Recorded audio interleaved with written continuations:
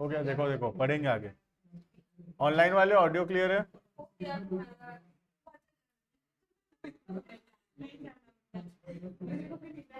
Clear है, ठीक है। देखना, हम लोग पिछले क्लास में पढ़ रहे थे इम्प्लाइड कंडीशंस। इम्प्लाइड कंडीशंस के अंदर एक पढ़े थे हम लोग, सबसे पहला कंडीशन एज टू टाइटल, ठीक है। नेक्स्ट हेडिंग करना पॉइंट नंबर सेकंड, हेडिंग करना पॉइंट नंबर 2।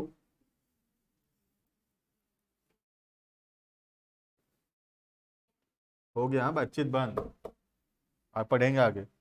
देखना point number 2, sale by description.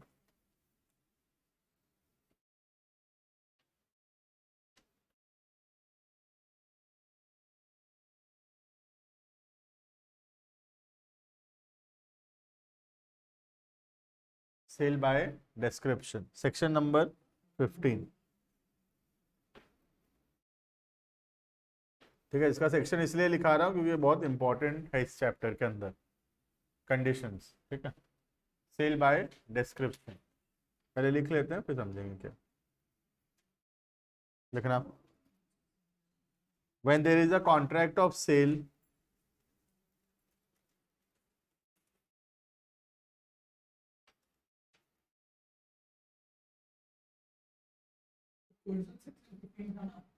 वो इंडियन कॉन्ट्रैक्ट एक्ट का था, ये सेल ऑफ गुड्स एक्ट का।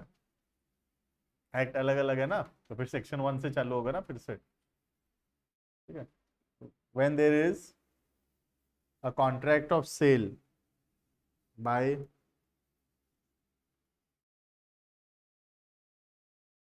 description,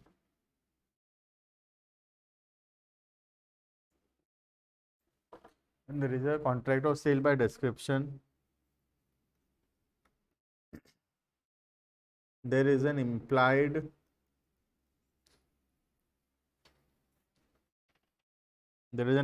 condition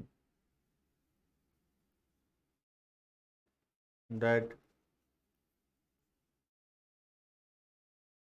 the goods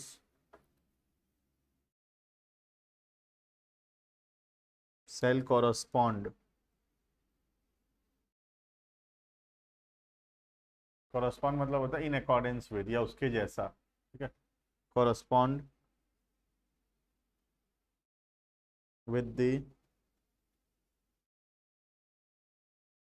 description.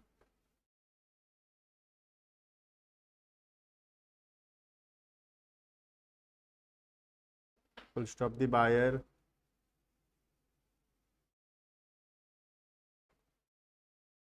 is not bound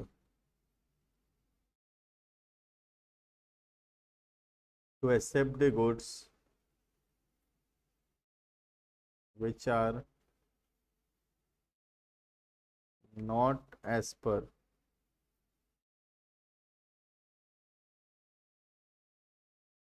description. The buyer is not bound to accept the goods which are not as per description, ठीक है।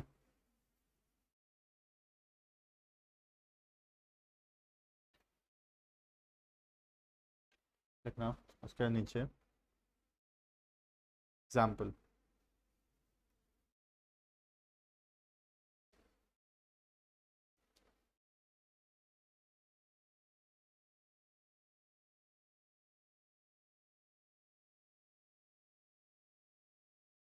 Mister A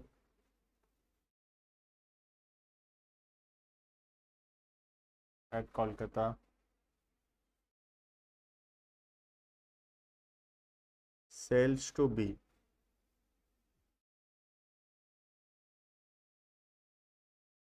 12 bags of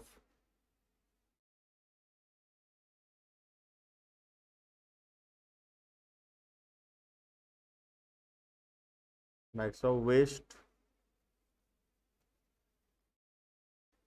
silk. Mr. A at Kolkata sells to B 12 bags of waste silk. Full stop. There is an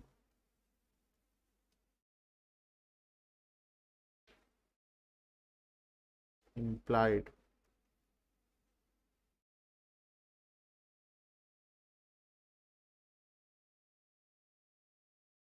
condition that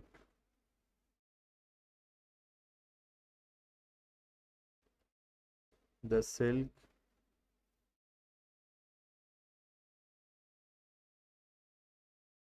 shall be such as is known in the market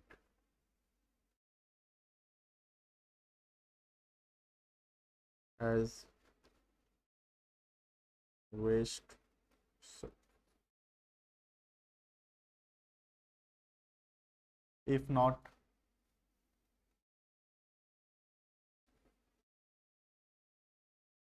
B is entitled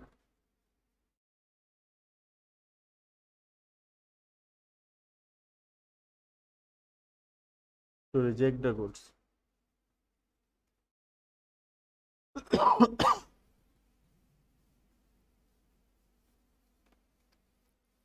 ठीक है, तो यहाँ पे बोल रहा है कि cell by description. Description का मतलब होता है, बताओ कुछ, डिस्क्रिप्शन का मतलब क्या होता है?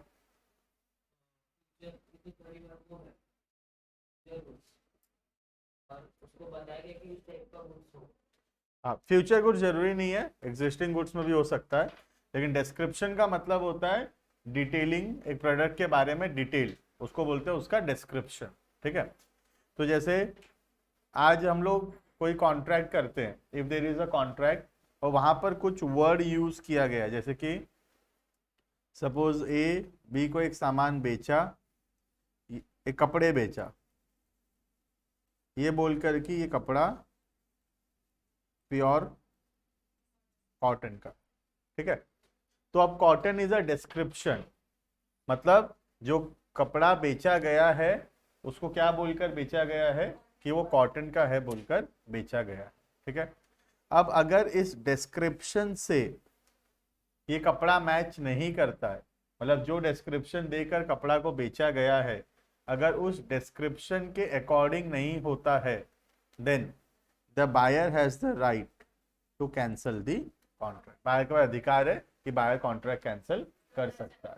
तो उसको बोलते हैं सेल बाय डिस्क्रिप्शन. मतलब जब हम कोई सामान को बेचे हैं उसको डिस्क्राइब करके, तो फिर वो सामान उस डिस्क्रिप्शन के अकॉर्डिंग होना चाहिए. अगर उस डिस्क्रिप्शन के अकॉर्डिंग नहीं है then the buyer has the right to reject the goods. ठीक है, अब यहाँ पर कोई एग्जिस्टिंग या फ्यूचर गुड्स का बात नहीं है, कोई भी गुड्स पे हो सकता है.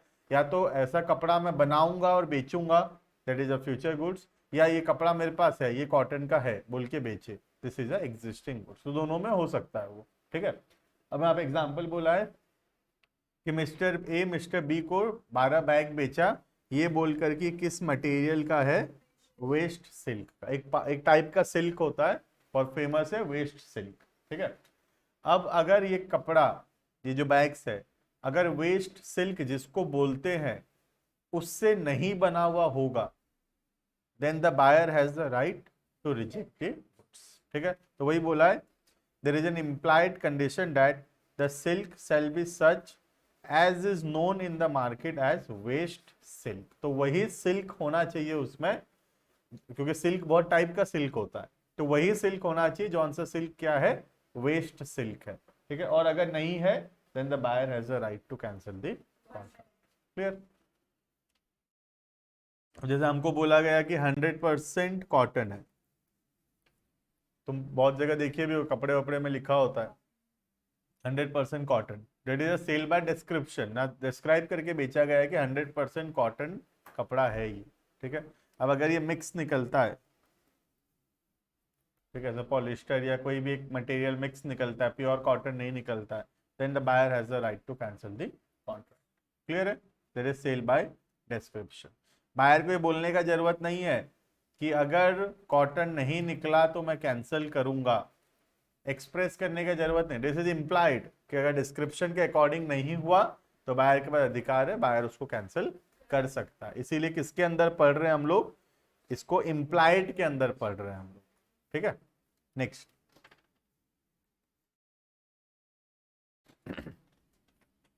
Point number third,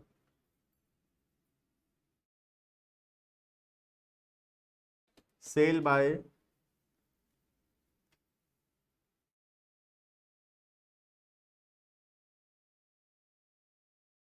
sample.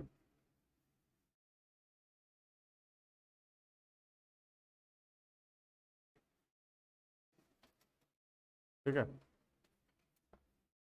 Sample का मतलब क्या होता है?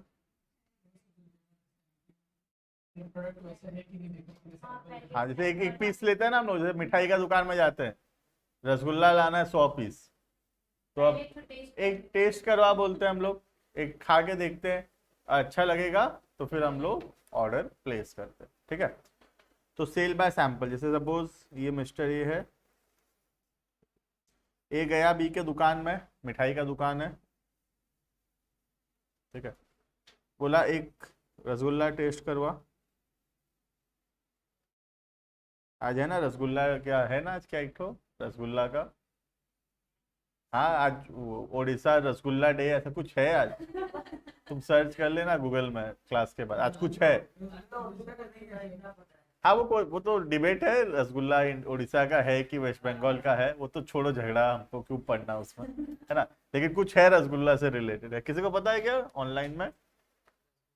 देख लो, सर्च करो, देखो कुछ है आज रसगुल्ला से रिलेटेड, आज उड़ीसा रसगुल्ला डे है शायद।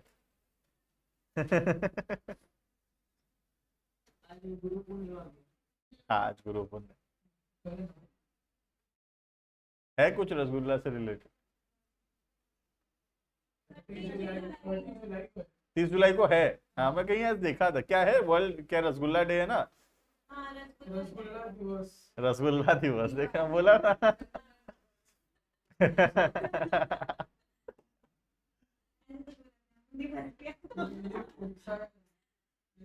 उड़ीसा में सेलिब्रेट किया, हाँ करेक्ट, मैं बोला ना आज मैं कहीं देखा था ये चीज, कहीं है बोल के, छोड़ो। तो बी रसगुल्ला खरीदा, एक रसगुल्ला, ठीक है, इसको कितना पीस, ध्यान से सुनो, 1000 पीस रसगुल्ला का ऑर्डर देना है, ठीक है, तो एक पीस रसगुल्ला खरीद देखा, बोला खिला, एक पीस खा के देखा, तो ये क्या उठाया, सैंपल उठाया, क्या उठाया, सैंपल उठाया ये। अब एक रसगुल्ला खा के देखा, बढ़िया लगा, ठीक है, अब ये ऑर्डर प्लेस कर दिया, बोला ठीक है 1000 रसगुल्ला बांध दे, ले जाएंगे घर, ठीक है, या 100 रसगुल्ला बांध दे, घर ले जाएंगे। अब जब ये 100 रसगुल्ला घर लेकर गया, इट इज इम्प्लाइड कि ये 100 रसगुल्ला क्वालिटी कैसा होना चाहिए, वो जो एक पीस हम खाए थे सैंपल, उसके जैसा होना चाहिए। अगर ये 100 रसगुल्ला वैसा नहीं निकला जो एक पीस हम खाए थे उसके जैसा, तो हम इस कॉन्ट्रैक्ट को कैंसिल कर सकते हैं।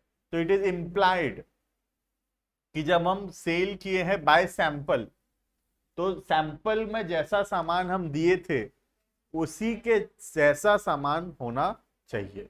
अगर वैसा सामान नहीं हुआ तो buyer has the right to cancel the contract. Buyer को बोलने का जरूरत भी नहीं है, एक खाया अच्छा लगा, बायर बोला 100 पैक कर दे, बोलने का भी जरूरत नहीं कि अच्छा नहीं निकला, खट्टा निकला, ऐसा नहीं निकला तो मैं वापस करूंगा। इट इज इम्प्लाइड कि एक खा के देखा है वो, और एक खाने 100 तो खा के नहीं देखेगा ना, घर क्या लेके जाएगा, है ना। वो एक सरदार वाला जोक सुने हो, एक माचिस खरीदने गया सरदार, ठीक है, माचिस का दुकान गया, एक माचिस खरीद के लाया, ठीक है, घर में आया तो उसकी मम्मी बोली जल नहीं रहा है माचिस, मतलब वहां तो मैं सारा जला के देखा था, जल रहा था। ये वैसा बात हो गया है ना, वहां सारा जल रहा था, यहाँ नहीं जल रहा है। तो वैसा है, 100 पीस खा के तो नहीं देखेंगे हम, है ना, एक पीस खाएंगे, पसंद आया तो हम 100 पीस लेकर आएंगे। इट इज इम्प्लाइड कि अब 100 पीस वैसा होना चाहिए, ठीक है। ये आया था एक बार, सरदार जोक था ये। बदनाम कर रखे हो सरदार लोग को, ज्यादा इंटेलिजेंट होते हैं लेकिन। हाँ हाँ, वो वही उसी टाइम का, बहुत पहले का जोक है ये, मतलब याद आया तो बता दिया। क्लियर है, सेल बाय सैंपल लिखना।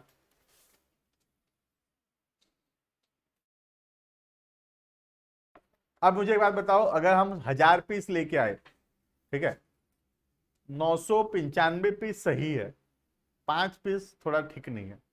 क्या कैंटर कैंसिल कर देंगे? नहीं, इसका मतलब बल्क क्वांटिटी या majority of the goods must match with the sample. Each and every piece को मैच कराना चाहेंगे तो वो पॉसिबल। हाँ, मतलब डेट डिपेंड्स कि कितना को मेजॉरिटी बोलेंगे। अब यहाँ मेजॉरिटी का मतलब 51% नहीं है, क्योंकि अगर हाँ 90, 95 या 99% के आसपास भी, तब हम कैंसिल नहीं करेंगे। और कोई कोई होगा 10 पीस भी खराब निकला तो वो जाके आर्गुमेंट करेगा, है ना। तो that depends upon person to person again, है ना, and depends upon case to case also. लेकिन यहाँ बोलता है कि बल्क क्वांटिटी में मेजॉरिटी ऑफ द गुड्स या maximum goods must match with the sample. पूरा एग्जैक्टली सारा मैच होगा वो हो सकता है पॉसिबल ना हो, है ना। लिखा sale by sample in a contract of cell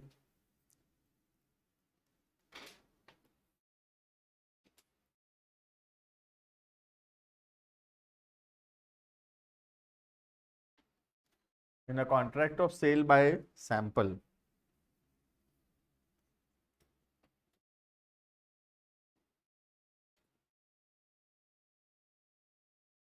there is an implied condition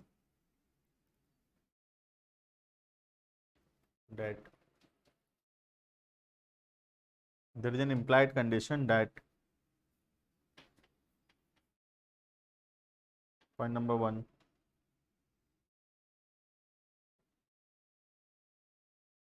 the bulk sell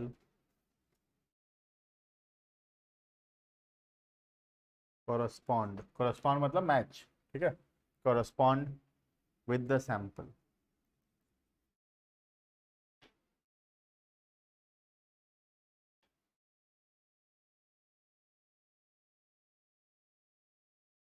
in quality, quality के हिसाब से बराबर हिसाब का होना चाहिए, ठीक है। Next point number B, the buyer shall have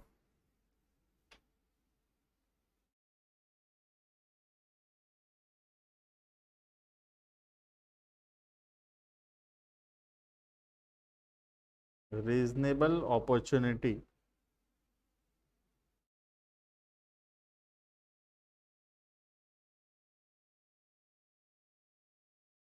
of comparing the bulk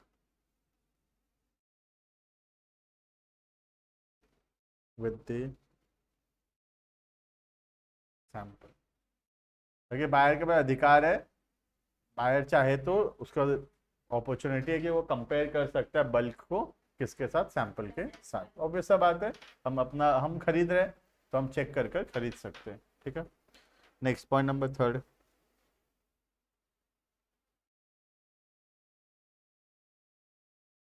the goods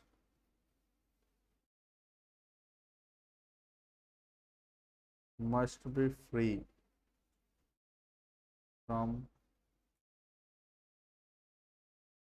any defects, the goods must be free from any defects,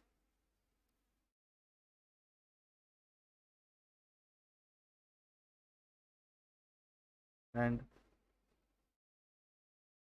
if there is any defect,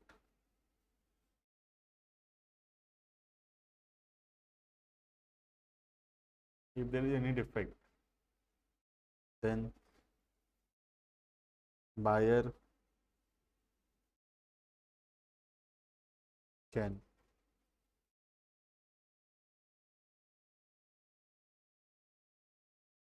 cancel the, क्योंकि implied क्या है, conditions है, तो cancel कर सकते हैं,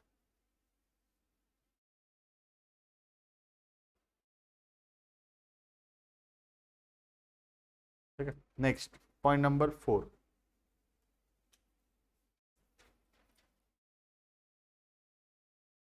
sale by sample as well as description।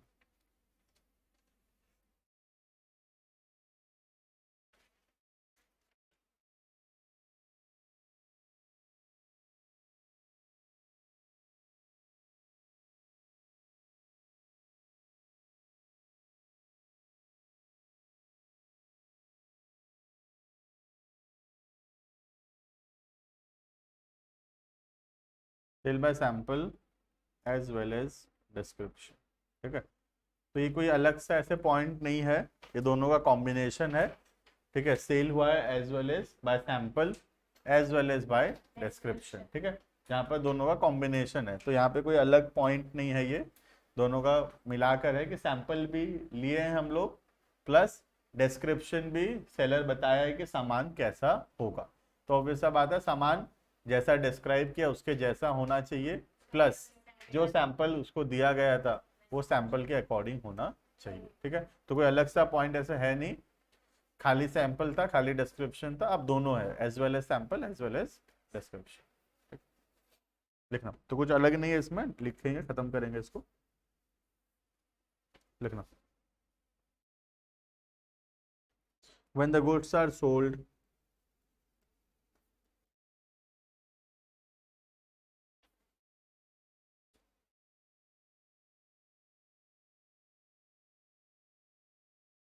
when the goods are sold by sample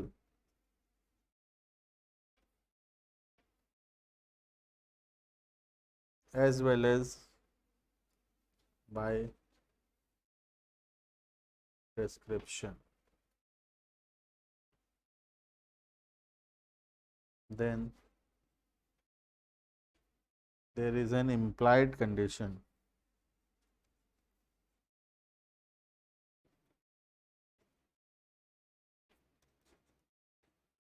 that then there is an implied condition that the goods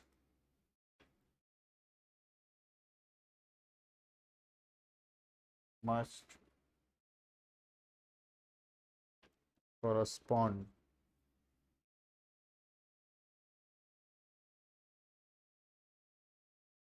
both with sample and description। दोनों से match करना चाहिए, sample के साथ भी और description के साथ भी। ठीक है, क्योंकि ऐसा हो सकता है कि सैंपल से मैच करे लेकिन डिस्क्रिप्शन से मैच ना करे, है ना। जैसा दिखाया था सामान बिल्कुल वैसा ही है, लेकिन जैसा डिस्क्राइब किया था सामान को, प्योर कॉटन है, वैसा नहीं निकला, है ना। तो वो हो गया sale by sample and description. और कभी ऐसा हो सकता है डिस्क्रिप्शन से मैच करे लेकिन जो क्वालिटी का दिखाया था वो क्वालिटी का नहीं है, उस जैसे सपोज के कॉटन ही है, कॉटन का बोला था कॉटन ही है, तो डिस्क्रिप्शन से मैच कर रहा है, लेकिन जो क्वालिटी का कॉटन से दिखाया गया था वो क्वालिटी का कॉटन नहीं है, तो सैंपल से मैच नहीं कर रहा। ठीक है, देखना example.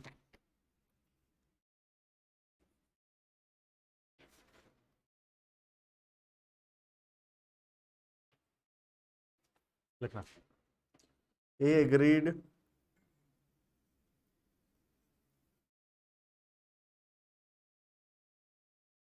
with B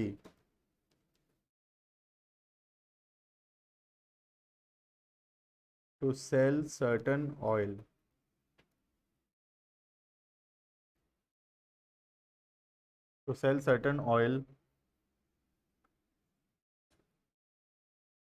described as refined sunflower, क्या बोलते हैं उसको, रिफाइंड ऑयल या रिफाइंड सनफ्लावर ऑयल,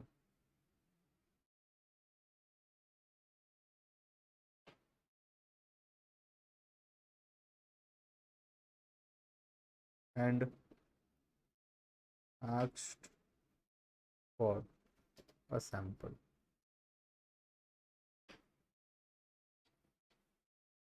ठीक है, रिफाइंड ऑयल बेचेगा और सैंपल मांग लिया। ठीक है, the goods where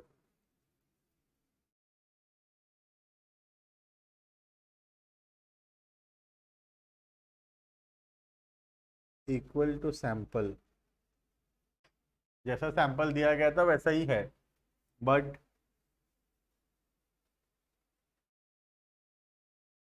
were not refined but वो रिफाइंड ऑयल नहीं है। तो यहाँ क्या चीज नहीं है और क्या चीज है? सैंपल है लेकिन डिस्क्रिप्शन नहीं है। ठीक है,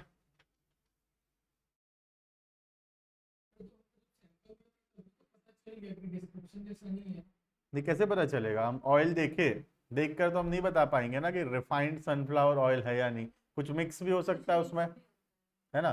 तो हम मिक्स देख कर तो ऑयल को मिक्स है कि नहीं नहीं बता पाएंगे, है ना।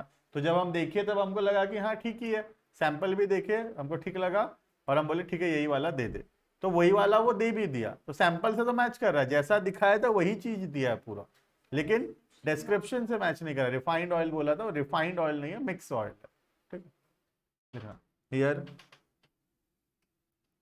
it is in accordance with sample. Here it is in accordance with sample but not description.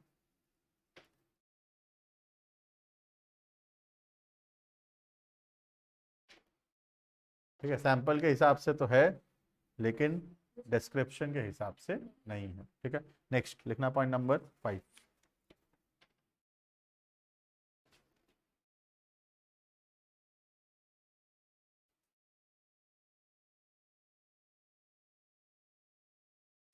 Condition as to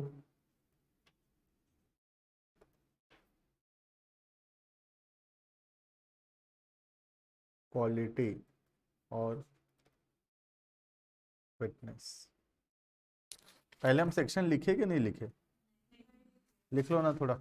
cell by sample नहीं लिखे ना, सेक्शन 15 लिखे थे ना, सेल बाय सैंपल 17 करना।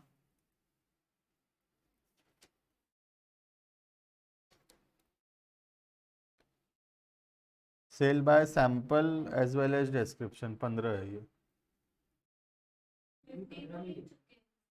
हाँ ठीक है, 15 हो गया, मतलब ऐसे जरूरी नहीं होता कि एक टॉपिक में एक ही सेक्शन है, एक सेक्शन के अंदर बहुत सारा चीज भी हो सकता है।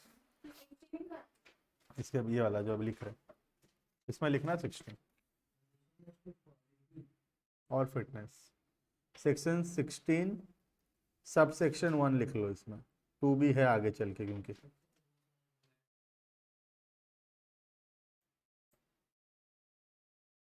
ठीक है, सेक्शन 16 सब सेक्शन 1, फिर आगे इसके नेक्स्ट पॉइंट जो है वो सब सेक्शन 2 है इसका। ठीक है, पहले लिख लेते हैं फिर समझेंगे इसको। लिखना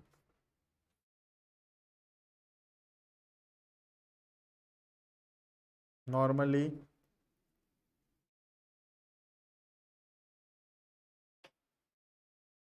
there is no implied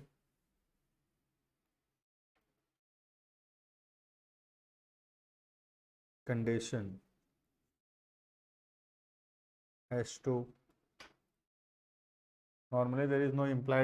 as to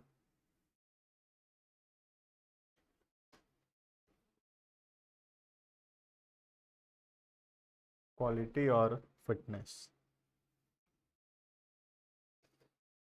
of goods for any particular purpose।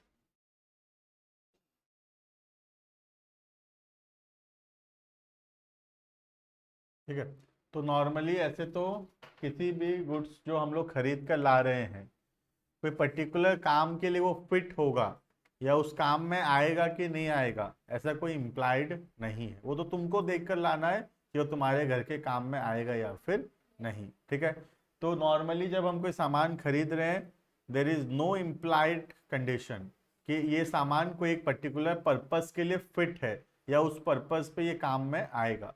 Date you have to rely on your skill and judgement कि तुमको ये चीज़ तुम्हारे घर पे या तुम जो काम के लिए ले रहे हो वो काम में वो यूज होगा या फिर नहीं। इसमें सेलर का कुछ नहीं है, तुम जो सामान बोलोगे सेलर वो सामान तुमको दे देगा। यू हैव टू चेक कि तुम्हारा काम में आएगा कि नहीं। ठीक है, तो नॉर्मली तो there is no implied condition कि the goods will fit for a particular purpose. ठीक है, लेकिन कभी कभी क्या होता है जब हमको जानकारी नहीं है तो we rely on the skill and judgement of the seller. जैसे हमको जानकारी नहीं है कि ये चीज काम में आएगा कि नहीं, तो हम पूछते हैं भैया से, भैया ये काम में आएगा क्या इस काम में। जैसे हम कोई सामान खरीदने गए, ठीक है, अगर हमको उसका जानकारी है, हम बोले ये सामान निकाल कर दे, वो सामान निकाल के दिया, अब तुम्हारा लुकआउट है कि तुम्हारे काम में आ रहा है या नहीं, वो तुमको देख। लेकिन जब हमको उस सामान के बारे में इतना जानकारी नहीं है, तब अपने सेलर से खरीदते वक्त पूछते हैं कि हमको ये काम के लिए सामान चाहिए। फिर सेलर अपने हिसाब से निकाल के दिखाता है कि देखो ये फिट रहेगा, ये सही रहेगा तुम्हारे काम के लिए, ठीक है। अब जब हम उसके स्किल और जजमेंट पे रिलाई करके, भरोसा करके कोई सामान हम लोग खरीदे हैं, now there is an implied condition कि हम जो सामान खरीदे हैं वो उस पर्टिकुलर पर्पस के लिए फिट होना चाहिए, जिस पर्पस के हम डिस्क्राइब करके सामान को खरीदे थे। समझ में आ रहा है? जैसे हम लोग कोई बर्तन के दुकान पे गए एक कुकर खरीदने, ठीक है, और हम उसमें बोले कि हमको एक साथ 1 किलो चावल बनाना है इसमें, तो बताओ बनेगा कि नहीं बनेगा। हमको आइडिया नहीं कौन सा साइज ऑफ कुकर लेने से 1 किलो चावल एक बार में बनेगा। हम उसके जजमेंट पे भरोसा किया, हम बोले आप बताओ 1 किलो चावल बनाना है, कौन सा सही रहेगा। वो बोला ये ले जाओ, ये बढ़िया रहेगा, 1 किलो चावल एक बार में बनेगा। अब दिस इज इम्प्लाइड कि इस पे 1 किलो चावल बनना चाहिए। समझ में आ रहा है? क्यों? क्योंकि हम अपना डिसीजन नहीं लिए, हम उसके जजमेंट पे रिलाई किए। तो जब हम उसके जजमेंट पे रिलाई किए, अपना डिस्क्रिप्शन देकर, अब वो जो सामान हम खरीदे हैं उस पर्टिकुलर पर्पस के लिए फिट होना चाहिए, जिस पर्पस के लिए हम उसको खरीदे हैं। समझ में आ रहा है? तो नॉर्मली लिखा हुआ है, normally there is no implied condition, ऐसा कोई कंडीशन नहीं होता कि इस काम के लिए फिट है या नहीं है, वो तो तुमको देख कर लाना है, ठीक है। But when you rely on the judgment and skill of the seller, now there is an implied condition। समझ में आ रहा है? क्लियर है ऑनलाइन वाली ये?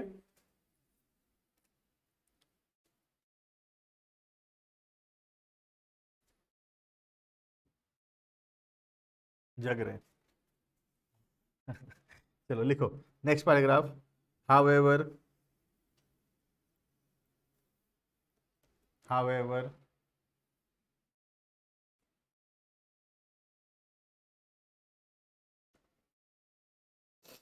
if the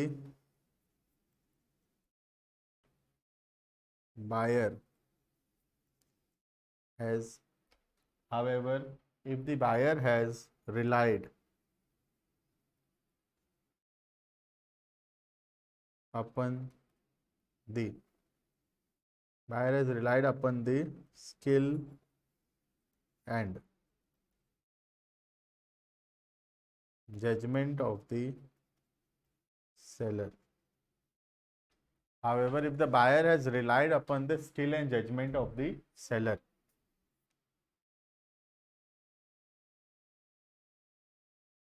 to select the best goods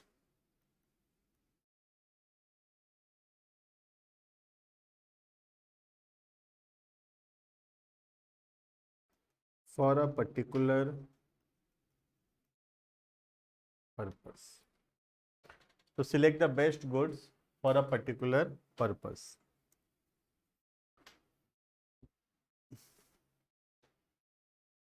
Now,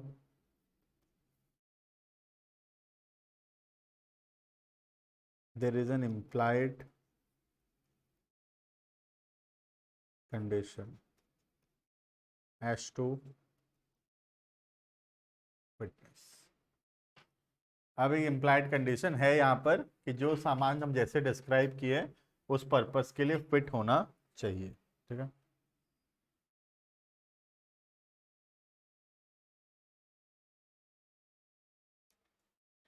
ठीक है, next paragraph. it will not apply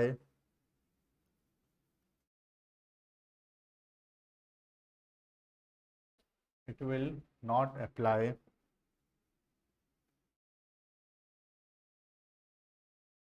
if the goods are sold under a trade mark or a patent name।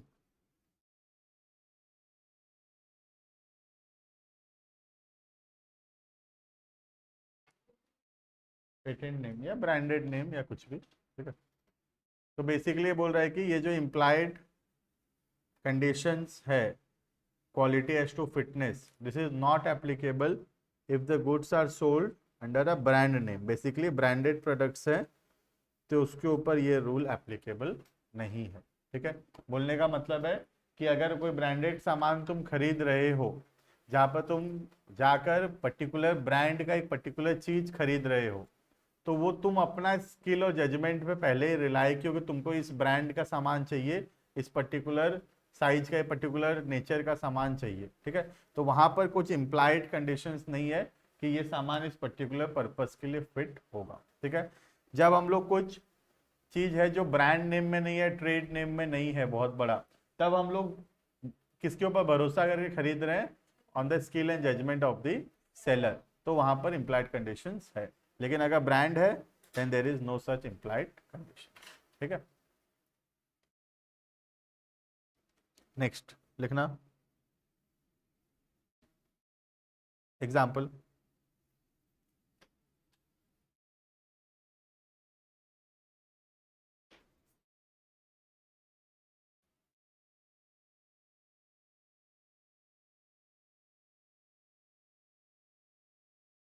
Mister A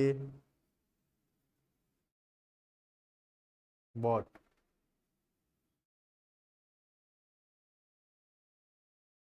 a set of false teeth, नकली दांत लाया from B, ठीक है।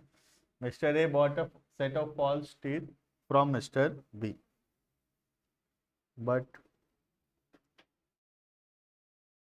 the set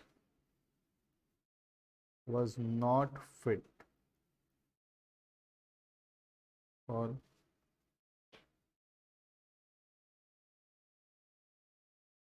the set were not fit for his mouth,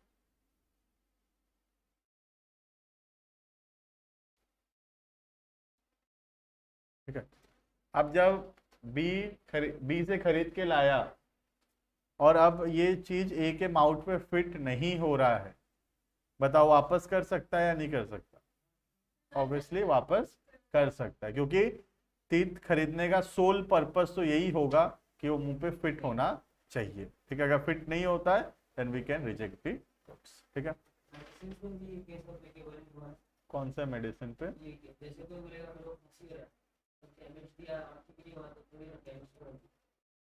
है ना chemistry, skill and judgement पे rely किए ना हम उसके।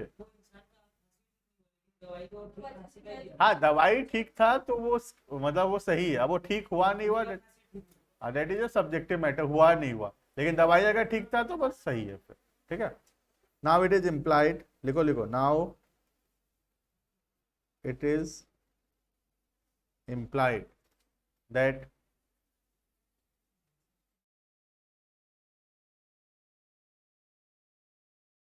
it must fit in A's mouth,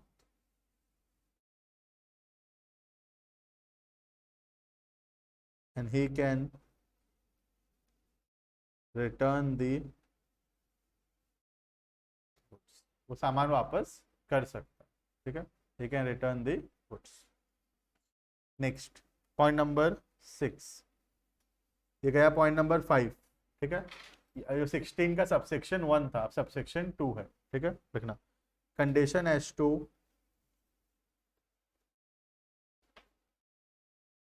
मर्चेंटेबिलिटी,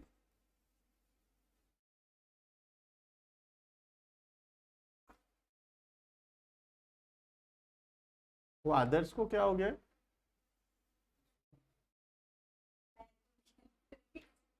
पैर टूट गया उसका, वो तो कब से हो गया तो।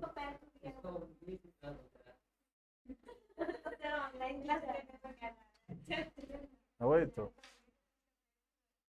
लिखना कंडीशन एज टू मर्चेंटेबिलिटी, फटाफट लिखो लिखो, बातचीत नहीं, लिखो चुपचाप।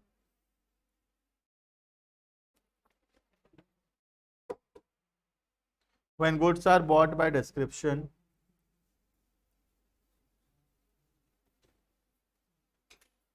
when goods are bought by description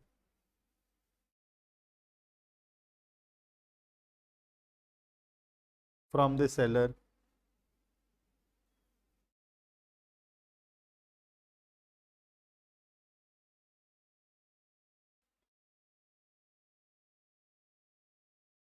there is an implied condition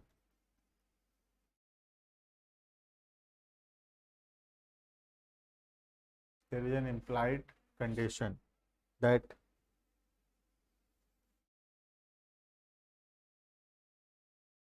the goods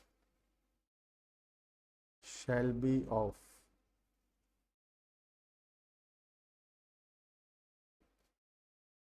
merchantable quality.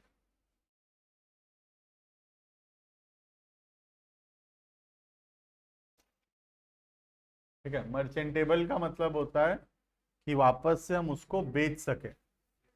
ठीक है, मर्चेंट का मतलब होता है ट्रेड, है ना। तो मर्चेंटेबिलिटी का मतलब होता है सामान कम से कम इस क्वालिटी का होना चाहिए जिसको हम चाहें तो आगे अगर बेच सकें तो वो बिके, सेलेबल हो सामान, कम से कम इतना क्वालिटी का होना चाहिए। ठीक है, तो आज हम कोई सामान अगर खरीद रहे हैं तो इट इज इम्प्लाइड कि इतना क्वालिटी है, इतना अच्छा या वैसा तो होना चाहिए कम से कम सामान कि अगर हम उसको आगे बेचने जाएं तो वो बिके। ठीक है, ऐसा नहीं कि मतलब खरीदार नहीं है या बिके ही। यहाँ मर्चेंटेबिलिटी का मतलब है कि इतना क्वालिटी कम से कम वैसा हो या उसका पैकिंग और सब कुछ वैसा हो कि अगर बेचना चाहें तो वो बेच सकें, हम बेच सकें उसको, है ना, उतना है बस। हाँ, बिना ऑब्वियसली बिना रीयूज किए, है ना। लिखना एग्जाम्पल, एग्जाम्पल उसके अंदर सोच दो, थोड़ा एक नेक्स्ट पैराग्राफ लिख दो। If the buyer has examined the goods. If the buyer has examined the goods, buyer check कर लिया है, now there is no implied condition, देख कर लेना चाहिए था, है ना। हाँ हाँ, there shall be no implied condition.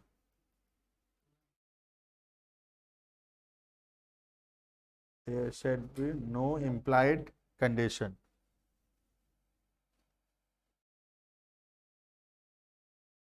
As to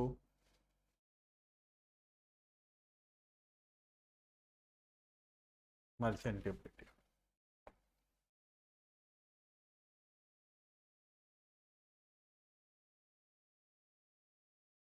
ठीक है, next point number 7।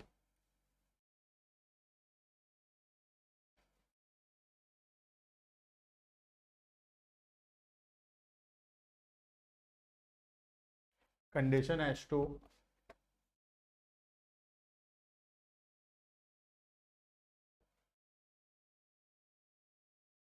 wholesomeness.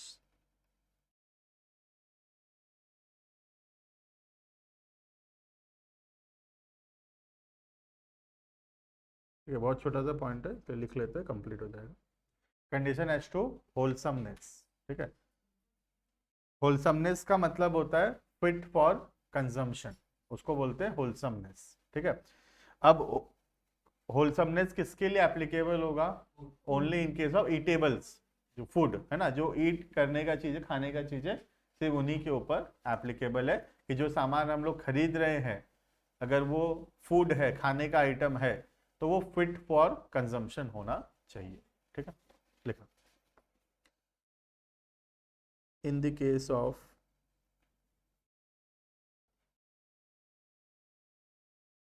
eatables, in the case of eatables there is an implied condition that hmm it must be fit for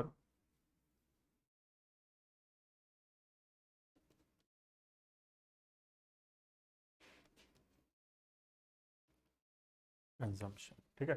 तो इम्प्लाइड है ये, मतलब पूछने का जरूरत भी नहीं है। जब हम कोई सामान खरीद रहे हैं खाने का, तो उसको पूछने का जरूरत नहीं है कि अच्छा है कि नहीं है।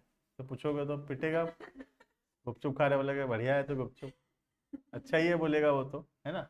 तो कंडीशन एज टू होलसमनेस का मतलब इम्प्लाइड है कि जब हम लोग कुछ फूड या कुछ भी कंजम्पशन करने का चीज ले रहे हैं, तो वो फिट फॉर कंजम्पशन होना चाहिए, ठीक है।